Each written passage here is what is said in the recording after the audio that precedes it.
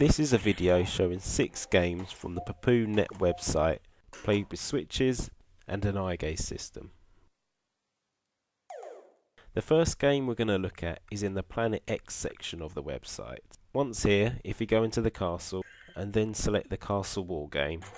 In this game you've got to zap as many monsters as you can with your wands before your magic runs out. And as this game is cursor controlled, it plays really well with an eye gaze system. It's nice that when a monster pops up, he pops up for a while, so it gives you a fair old chance to hit him. The challenge comes from avoiding zapping the royal family and also from hitting moving targets. To hit the moving targets, you've got to use a bit of judgment and aim just in front of where they're moving. I love the sound effects in this game. It's wonderfully spooky and incredibly fun. Next we're going to look at the drawing exercises.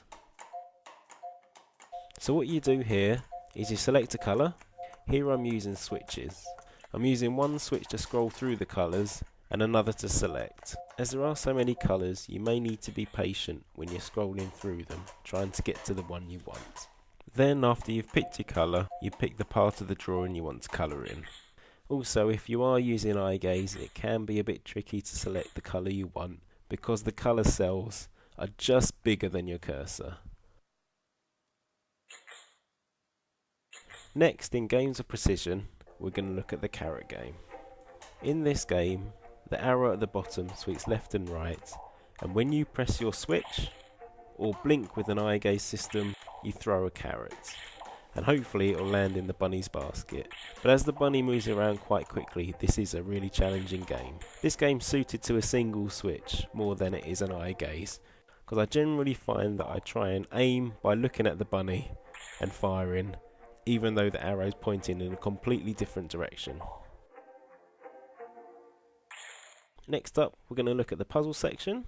So here you choose a picture for your jigsaw puzzle, how many pieces you want it to be made up of, i.e. how complicated you want it to be. Then you've just got to put the right pieces in the right places. As this game can be controlled with the cursor, and you use a left mouse button click to pick up and drop pieces, it can be played really well with an eye gaze system with blink select or dwell select. It can also be controlled with 2 switches, one for scanning through the pieces and one used for selection. It's great that you can also upload your own pictures. So here's me putting together pieces of an XEM remapper.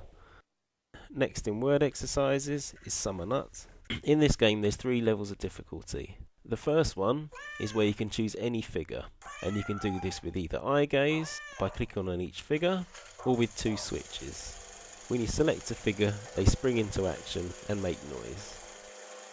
In the second and third difficulties, you're asked to find figures by name and also by what they're doing. So there is some challenge to be had here too. With the eye gaze, it's great to click on a few characters and make a real racket. Although I did find that when I tried to do this with the switches, for some reason the sounds wouldn't play all at once.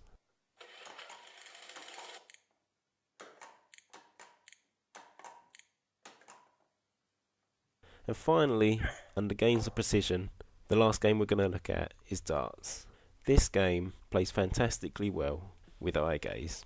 So here I'm looking around and I'm blinking to throw the dart, but it also works well with a dwell click. As you can see, when you throw the dart, it doesn't necessarily fly straight at the board.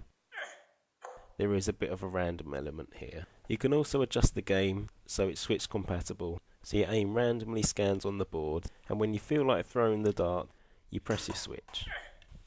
You can also make it a bit more challenging by setting it so you have to hold down your switch to select the power of your throw. So there you have it. If you're looking for games to be played with switches or an eye gaze system, head over to the Papunet website because there's some good ones there. If you have any questions at all, just drop me a line. My email address is gavin@specialeffect.org.uk.